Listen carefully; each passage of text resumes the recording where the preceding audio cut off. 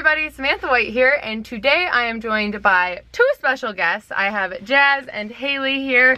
Haley is my sister, and Jazz is my sister's partner, and today you might notice I'm in a different background because we are in their van, and we are going to be talking all about their trash. And Samantha's going to help us fix it.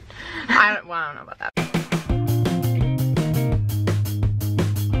For those of you who have been watching my channel, you'll know that I am moving, or I guess more like I have recently moved. I have moved from New Hampshire to Nebraska. I'm currently at my mom's house, and eventually, in like 25 days, well, it won't be 25 days when you guys see this, but it's 25 days from now, I will be moving to Australia. So that's where these guys come in. They came out to New Hampshire and helped me haul all of my stuff back to my mom's place because they live in this lovely van that we're in right now. And if you want to know more about their van, we actually just did a video on their channel. What's your channel? What's your channel called? It's called Transcontinental Journey. The link will be in the description below. Definitely go check out that video. We did a van tour. It's super cool. This is kind of my first time getting a tour of the van, so that was awesome. So today we are sitting in their van and we are going to be talking all about the trash that they've been creating on this van journey. Because how long have you been in this van? It's close to 2 months now. It's almost 2 months. So this is their trash can. This is guy. Yeah. I mean, it's literally just a bucket from Walmart. The bags, actually, we don't get bags when we go shopping. We actually have had all those given to us by other people. Zero waste hack right there. How many days of trash is this, would you hazard to guess?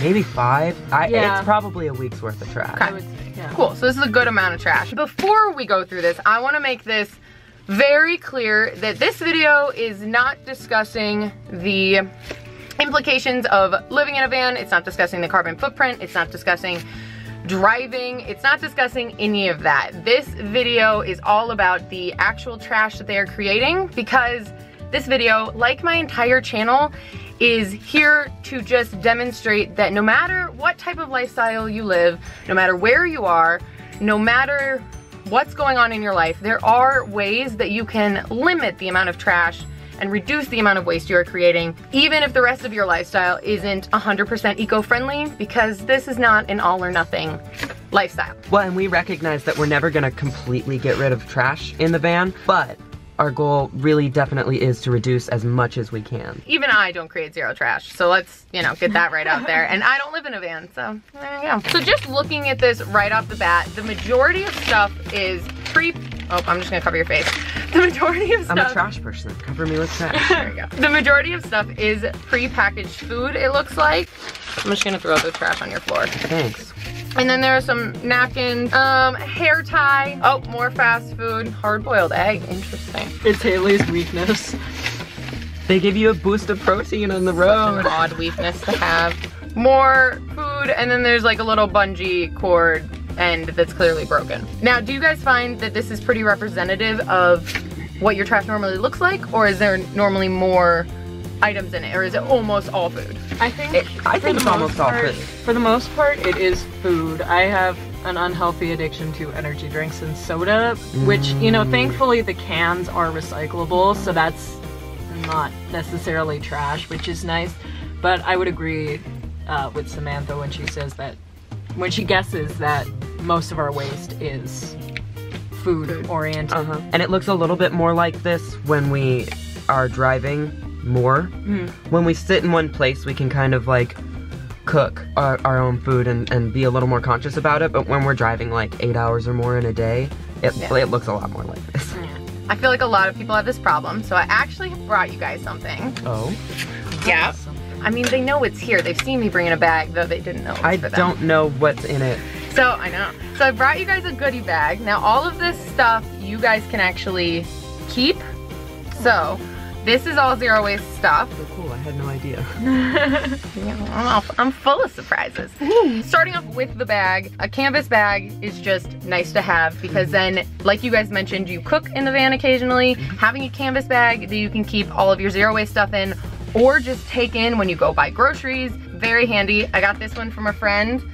But I have a bajillion canvas bags and I love this one, so I wanted to pass it on to someone who's gonna actually use it. So getting into this bag, first off, we have This is a, well, we have this. First off, we have this. A bamboo to-go-ware set of cutlery.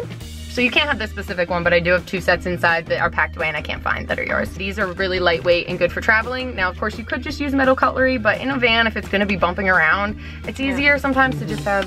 Well, and that's really convenient in how it's packaged as well, in a little canvas bag with its It keeps it all together. Yeah, we can hang it up somewhere and know where our cutlery is all the time. I have no idea where our cutlery is right now. Yeah, me neither. Keeping on the theme of food, I have a little to-go-ware tiffin here. So this is a stainless steel tiffin.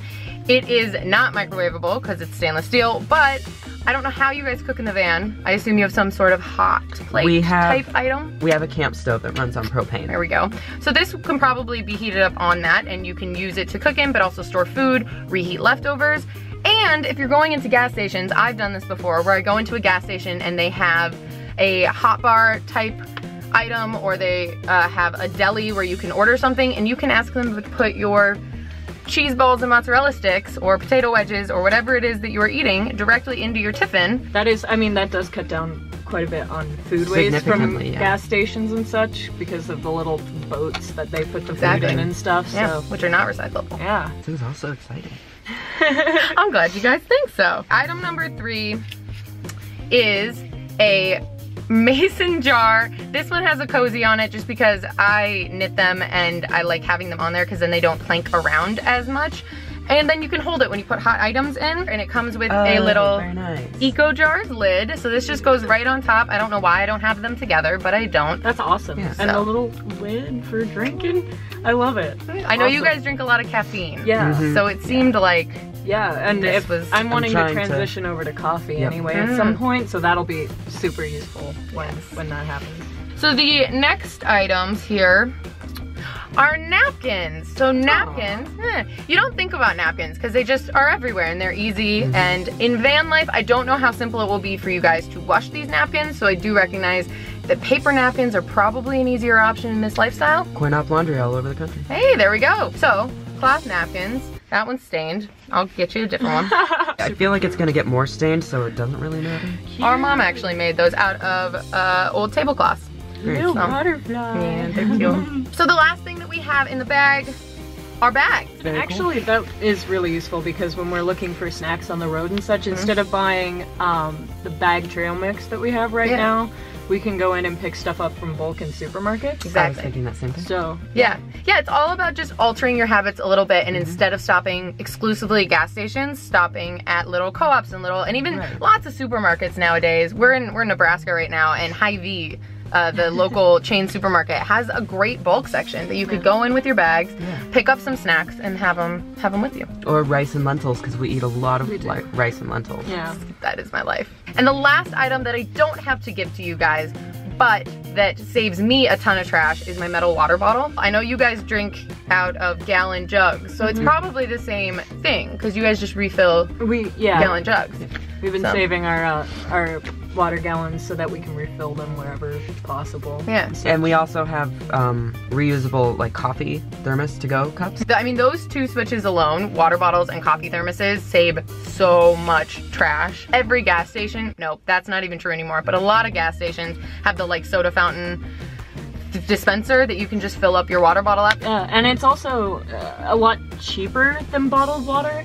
Bottled water is ridiculously expensive, and it creates that plastic waste, so there's the double whammy, boys. The point of this entire video basically is that there's no one way to live zero waste. It is all about reducing and being aware of the waste you're creating as best you can in that moment, and just striving to create less trash overall. So that is the video. Thank you guys so much for watching, and thank you guys so much for being here. Definitely. And I hope you're all having a great day.